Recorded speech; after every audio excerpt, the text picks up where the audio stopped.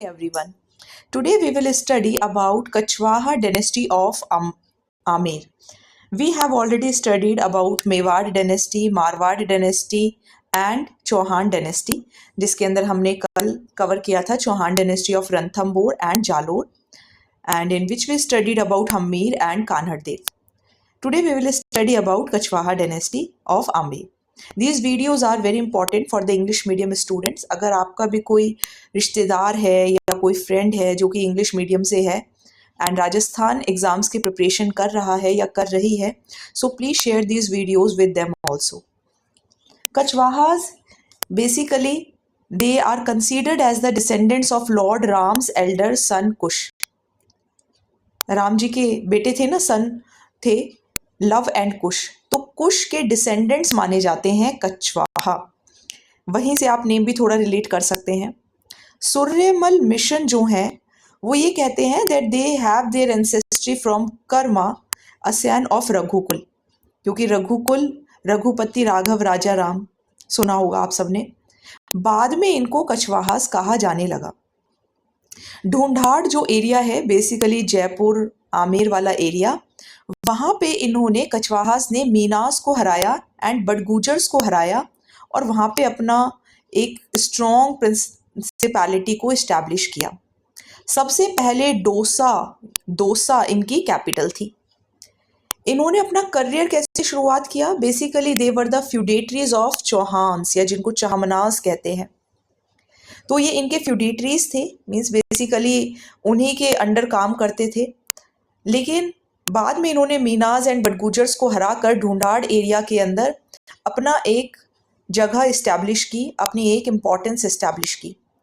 1137 AD के अंदर दूल्हा राय जो थे उन्होंने बडगुजर्स को हराया और ढूंढाड़ के अंदर इस्टेब्लिश हो गए.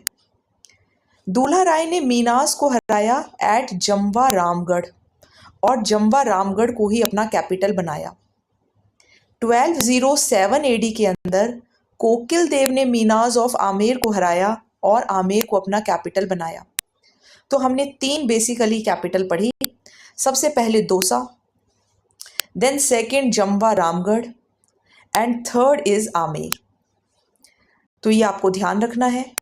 एंड सूर्यमल मिशन ने क्या कहा है? मीनाज एंड बडगुजर्स को इन्होंने हराया, दे were the feudatories of Chauhans. दूल्हा राय ने बडगुजर्स को हराया एंड ढूंढाड़, डी से दूल्हा राय, डी से ढूंढाड़, याद रह जाएगा. कहाँ हराया? जम्वा रामगढ़ के अंदर हराया एंड वहीं पे उसको कैपिटल बनाया. कोकिल देव ने आमेर को कैपिटल बनाया था. तो ये ध्यान रखना है. इसी तरीके के क्वेश्चंस आपको आरपीएससी जो है वो पूछता है. एमसीक्यूज एंड पीवाईक्यूज ज़रूर प्रैक्टिस करिए. Without MCQs and PYQs result आपको नहीं मिलेगा. आप एमसीक्यूज जितने लगा सकते हैं वीडियो देखिए and MCQs and PYQs practice करिए डायनेस्टीज की. आपके क्वेश्चन ज़रूर सॉल्व होंगे. चलिए सबसे पहले पढ़ते हैं भारमल. अब भारमल को देखिए, मैंने तो इस तरीके से याद करा हुआ है कि भारमल को बेसिकली अपनी जो बेटी थी वो इतनी भारी हो गई थी कि उसने उसकी शादी ही अकबर के साथ कर दी. मैंने इस तरीके से याद किया है. आप जिस तरीके से चाहें उस तरीके से याद कर सकते हैं. सो भारमल जो था बेसिकली ट्रिक है, क्योंकि बहुत सारे नेम्स होते हैं तो ट्रिक से मैंने ये इसको याद किया हुआ है. जिसको ठीक लगे वो याद करे, जिसको नहीं लगता है वो अपने तरीके से याद कर सकता है. तो कैसे क्या कंडीशन रही कि भारमल को अकबर के साथ अपनी बेटी की शादी करनी पड़ी? हरकाबाई की. एंड हरकाबाई एंड अकबर का ही बेटा था जहांगीर, जो कि गद्दी पर बैठा था बाद में. तो भारमल थे आम्बेर के रूलर. बहुत डिफ़िकल्ट सिचुएशन थी. पोजीशन को इस्टेब्लिश रखना था, तो उन्हें सपोर्ट चाहिए था. सपोर्ट उन्हें मिलेगा अकबर से. भारमल पहले राजपूत रूलर हैं जो कि मुगल अथॉरिटी के सामने झुक गए. So very important question already asked in the examinations. 1562 AD के अंदर अकबर एक पिलग्रिमेज के अंदर आए, मतलब basically he was basically on a pilgrim and यात्रा कर रहे थे बेसिकली अजमेर की तरफ. जब वो वापस दिल्ली की तरफ जा रहे थे तो Sambhar is a lake at Pushkar. तो सांबर जब वो मतलब रुके तो भारमल ने अपनी बेटी की शादी अकबर के साथ कर दी, हरकाबाई की. एंड बाद में उनको जाने लगा मरियम उस जमानी के नाम से या जमनी के नाम से, जैसे भी प्रोनाउंसिएशन हो. जहांगीर इनका बेटा था. हरकाबाई एंड अकबर का। 1562 एडी के अंदर सांबर के अंदर ही जो भारमल था, उन्होंने अपने बेटे भगवन दास और अपने पोते मान सिंह, जो बेसिकली इनके बेटे थे भगवन दास, भारमल के बेटे थे भगवन दास, एंड इनके ग्रैंडसन थे, पोते थे मान सिंह, इन्होंने भी अकबर को बेसिकली अपना लॉर्ड मान लिया। सो this was about Bharmal. I think आपको क्लियर हुआ होगा। पेपर के अंदर क्वेश्चंस ऑलरेडी पूछे जा चुके हैं क्योंकि फर्स्ट राजपूत रूलर हैं, सो इम्पॉर्टेंट होता है। देन कम्स भगवन दास। भगवन दास रूलर बने 1573 एडी में। काफ़ी सारी लड़ाइयाँ इन्होंने भी अकबर के लिए लड़ी क्योंकि हमने देखा अभी कि भगवन दास जो थे, एंड भगवन दास जो थे वो सूबेदार थे पंजाब के कम से कम 7 ईयर्स तक। उन्होंने भी अपनी बेटी की शादी, मानबाई की शादी जहांगीर से कर दी 1585 एडी के अंदर। उनका जो बेटा हुआ Khusro, Khusro was the son of Manbai and Jahangir, and 1589 AD के अंदर भगवन दास की डेथ हो गई लाहौर के अंदर। आई थिंक आपको क्रोनोलॉजी क्लियर हो रही होगी। नहीं हो रही है तो आप बिल्कुल कमेंट सेक्शन के अंदर पूछ सकते हैं अगर कोई डाउट आपका रहता है। मैं एक बार और रिपीट कर देती हूँ। देखिए, हमने पेजेस जो हैं टोटल इस बुक के अंदर 180 पेजेस हैं, एंड 180 पेजेस में we are on page number 35। तो बेसिकली 1/4 हिस्सा हम कंप्लीट करने जा रहे हैं, एंड 3/4 ही बचा है। आपका राजस्थान हिस्ट्री एंड कल्चर बहुत अच्छे से हो जाएगा अगर आप वीडियोस को कंटिन्यूअसली फॉलो करते हैं तो। पहले भारमल जो होंगे, पहले जो भारमल हैं वो अपनी बेटी की शादी हरकाबाई की किसके साथ कर देते हैं? अकबर के साथ। ठीक है, तो हरकाबाई की शादी हो गई है अकबर के साथ। अब इसी को अगर हम कंटिन्यू करें तो इन्हीं का बेटा है कौन? जहांगीर। जहांगीर के साथ शादी करेंगे कौन? शादी करेंगे भगवन दास। तो इसको मैं थोड़ा दोबारा बना देती हूँ। ये है भारमल, भारमल की बेटी है हरकाबाई, जिन्होंने अकबर के साथ शादी कर दी। इनका बेटा हुआ है जहांगीर। जहांगीर के साथ शादी हुई है, किसने की है? भगवन दास ने की है। भगवन दास कौन है? भगवन दास भारमल के ही बेटे हैं। भगवन दास भारमल के ही बेटे हैं। बेटी इनकी थी हरकाबाई एंड बेटे थे भगवन दास। भगवन दास की बेटी है, भगवन दास की बेटी है जिसकी शादी होगी किसके साथ? जहांगीर के साथ, एंड फिर उनका जो बेटा होगा वो कौन होगा? खुसरो। सो इस तरीके से क्रोनोलॉजी चल रही है। तो अगर आप इसको देखने की कोशिश करेंगे या समझने की कोशिश करेंगे, अगर आपने रीजनिंग के क्वेश्चंस करे हैं, तो basically Bhagwan Das and Harkabai were both brothers and sisters, और इनकी बेटी है और इनका बेटा है। ठीक है, तो ये थोड़ा सा जो इनके रिलेशंस थे वो इसी तरीके से बने हुए थे। चलिए, तो भगवन दास जो है वो अपनी बेटी मानबाई की शादी कर देते हैं जहांगीर से। जहांगीर उन्हीं का बेटा है, भगवन दास की सिस्टर है हरकाबाई, उन्हीं का बेटा है। खुसरो इनका बेटा होता है। भगवन दास की डेथ हो जाती है लाहौर के अंदर।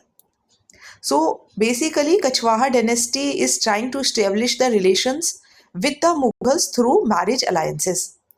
तो इसी तरीके का क्वेश्चन जो है वो आपका, अगर आप जैसे आरएएस की तैयारी कर रहे हैं तो जो एमसीक्यूज तो आते ही आते हैं, लेकिन जो आपके सब्जेक्टिव टाइप क्वेश्चंस आते हैं तो उसके अंदर बड़ा इस तरीके से पूछते हैं कि क्रोनोलॉजी वाइज, तो ये सब आपको पता होना चाहिए बहुत अच्छे से।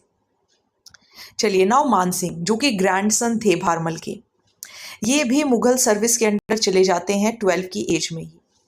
अकबर को भी एंड जहांगीर को भी, दोनों को सर्व करते हैं। Very important, already asked in the exam.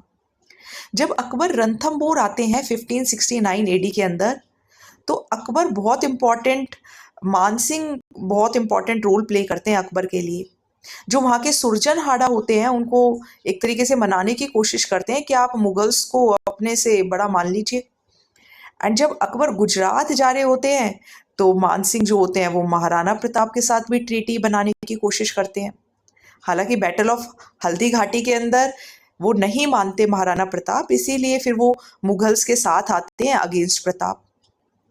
तो मान सिंह जो थे वो बेसिकली अकबर की हेल्प करते थे कि कहीं पे भी जा रहे हैं तो वहाँ पे जो भी वहाँ का रूलर है उसको मनाने की ये कोशिश करते थे। 9 ज्वेल्स थे अकबर के, जिनमें से एक मानसिंह थे। एंड मानसिंह को इन्होंने टाइटल दिया हुआ था अकबर ने फर्जंद, यानी कि बेटे का।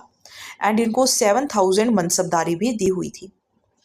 1589 एडी के अंदर ये बिहार के सूबेदार थे। इनके जो फादर थे भगवंत दास, उनकी डेथ हो जाती है एंड यही फिर आमेर के रूलर बनते हैं। 1592 एडी के अंदर ही कॉन्कर्ड उड़ीसा एंड उसको भी ये मुगल जो साम्राज्य है उसमें एनेक्स कर लेते हैं। 1614 में एलिचपुर के अंदर अमरावती के अंदर इनकी डेथ हो जाती है। मैन ऑफ लेटर्स इन्हें कहा जाता है। इन्हीं के टाइम पे मानचरित्र एंड महाराज कोश लिखी गई है। मुरारी दान एंड जगन्नाथ इनके ऑनर हैं।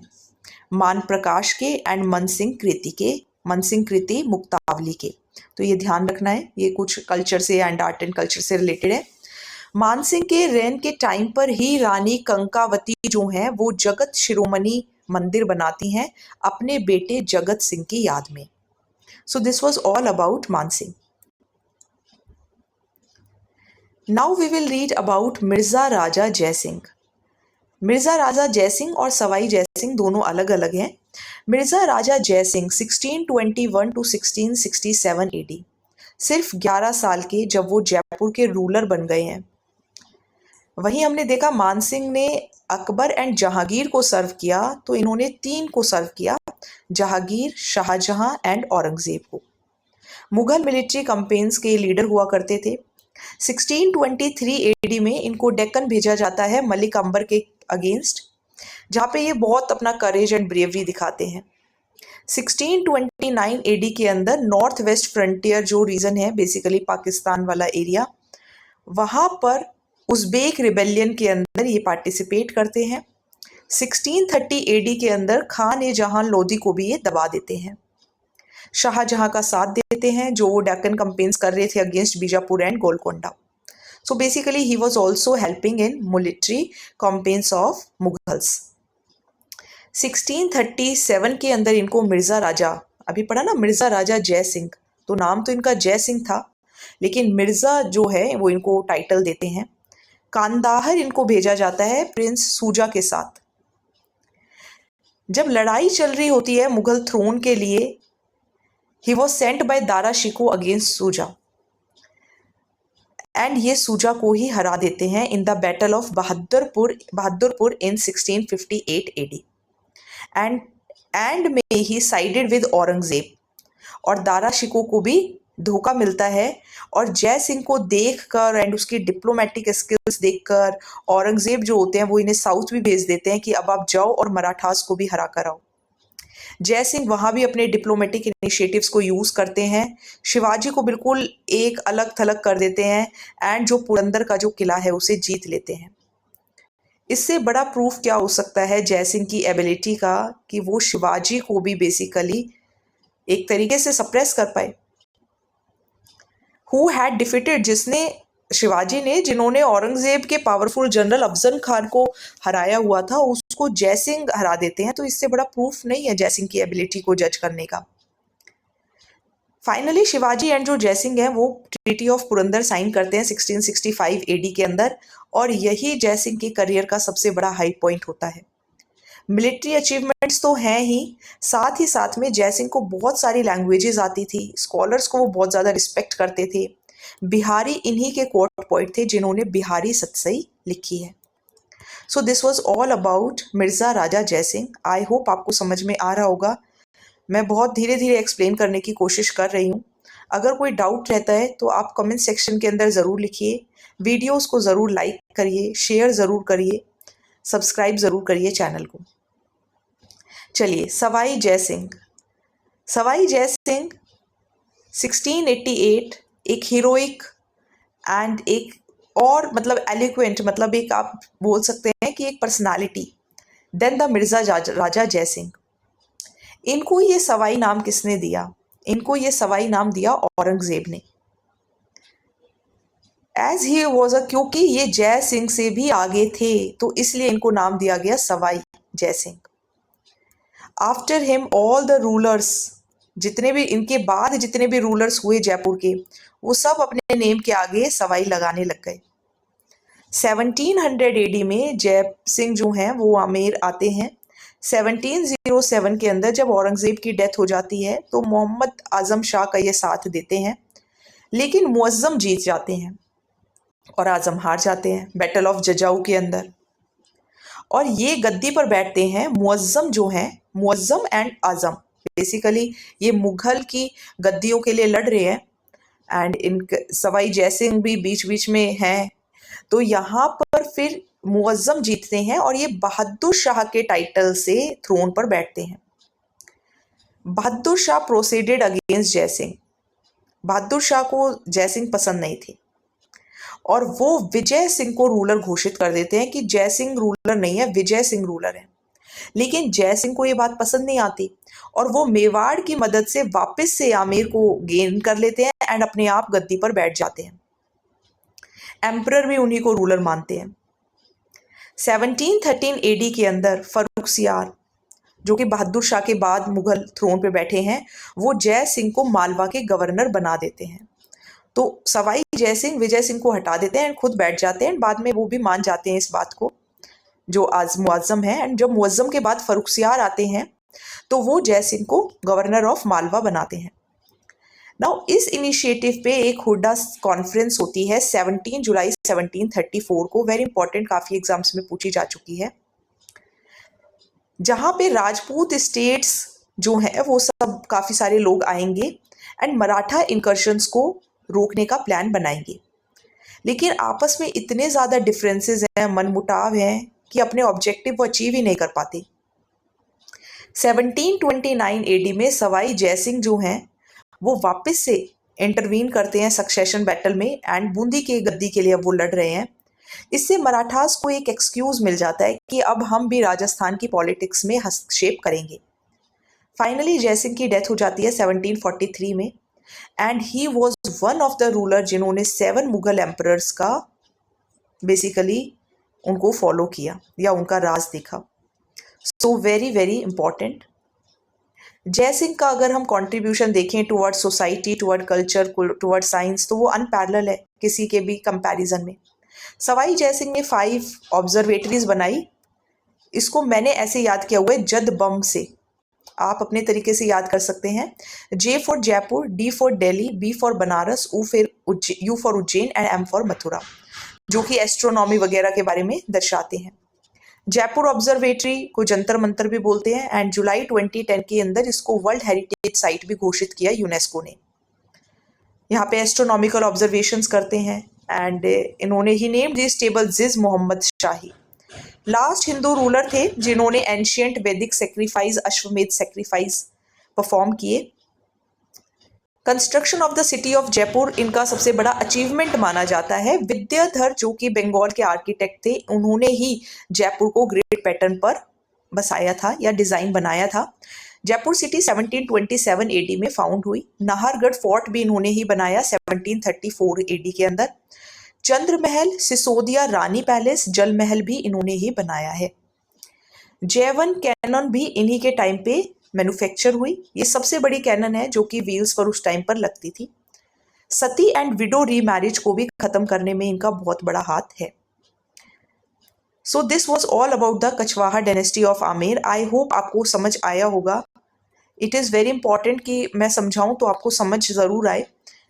एंड प्लीज़ आई रिक्वेस्ट कि आप वीडियोस को शेयर ज़रूर करें, लाइक ज़रूर कर दिया करो। एक बटन ही आपको क्लिक करना है, सो वीडियोस को लाइक ज़रूर करें। Thank you so much.